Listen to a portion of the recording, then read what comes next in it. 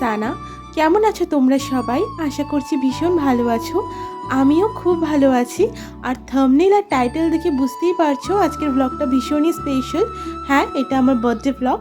So 11ই November ছিল আমার জন্মদিন, আর সেটারই কিছু ছোট ছোট ক্লিপিংস আমি তোমাদের সাথে শেয়ার করছি। তো এটা বার্থডের কিছুদিন আগে মা আমাকে এই ড্রেসটা আর এই সমস্ত জিনিসগুলো দিয়েছিল। তো আমি তোমাদের সাথে পরে শেয়ার করলাম। আমার এটা ভীষণই ভালো লেগেছে। একটু ব্লেজার টাইপের ছিল ড্রেসটা। আর তাছাড়া মা যে কোনো জিনিসই দেয় না কেন আমার কিন্তু ভীষণই ভালো লাগে। তো তোমরাও দেখো। আর কারো যদি কোনো প্রোডাক্ট পছন্দ হয় তোমরা আমাকে কমেন্ট করতে পারো, আমি ডেফিনেটলি তোমাদেরকে লিঙ্কটা প্রোভাইড করে দেব। সো দেখো, এখানে আমি তারপরে কেকটা নিতে চলে গিয়েছিলাম। তো আমার না অনেক দিনের ইচ্ছে ছিল যে আমি একটা 2 টায়ার কেক নেব। তো সেটাই নিয়েছি, 2 টায়ারের এই পার্পল কালারের কেকটা। আর কেকটা দেখতে যতটা সুন্দর, খেতেও কিন্তু ততটাই টেস্টি ছিল। আর এইবারে ঘরটাকে ট্রান্সপারেন্ট বেলুনগুলো দিয়ে সাজিয়েছিলাম। তো অনেক দিনের ইচ্ছে ছিল ওই একই টাইপের যে বেলুনগুলো হয় না, আমি ভেবেছিলাম এবারে বেলুনটা একটু ডিফারেন্ট নেবো আর কি।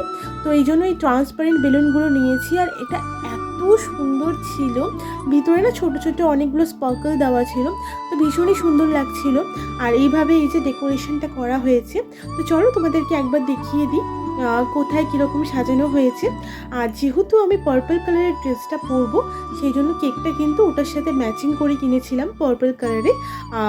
আমি যেই কালারের ড্রেস পরি সাধারণত সেই কালারেই কেকটা নেওয়ার চেষ্টা করি।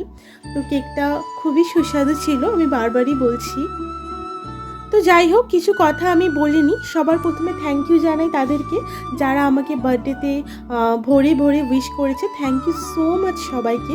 আর এইভাবেই যাতে আমি সমস্ত ড্রিমগুলো ফুলফিল করতে পারি, তোমরা আমাকে আশীর্বাদ করো।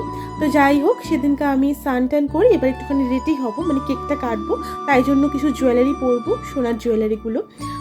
তো অনেক কটাই বের করেছিলাম, তো সবগুলো আমি আর পরিনি। এদিকে দেখো আমি রেডি হয়ে গেছি।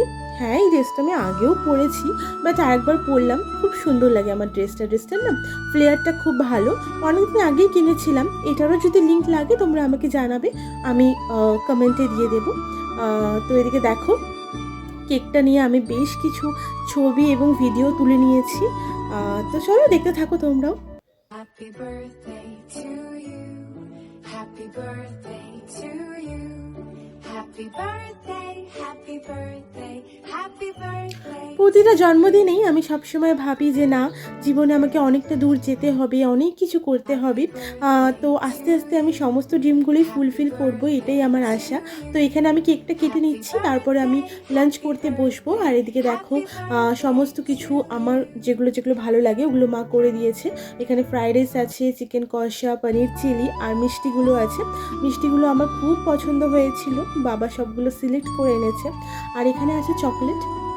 আমি সাধারণত ডেয়ারি মিল্কের এই ফ্রুট অ্যান্ড নাটটাই খুব পছন্দ করি, তো ওটাই দিয়েছে ওরা আমাকে।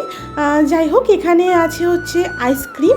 আর তোমরা যারা আমাকে চেনো তারা নিশ্চয়ই জানো যে আমি শুধুমাত্র বাটারস্কচ ফ্লেভারটাই পছন্দ করি।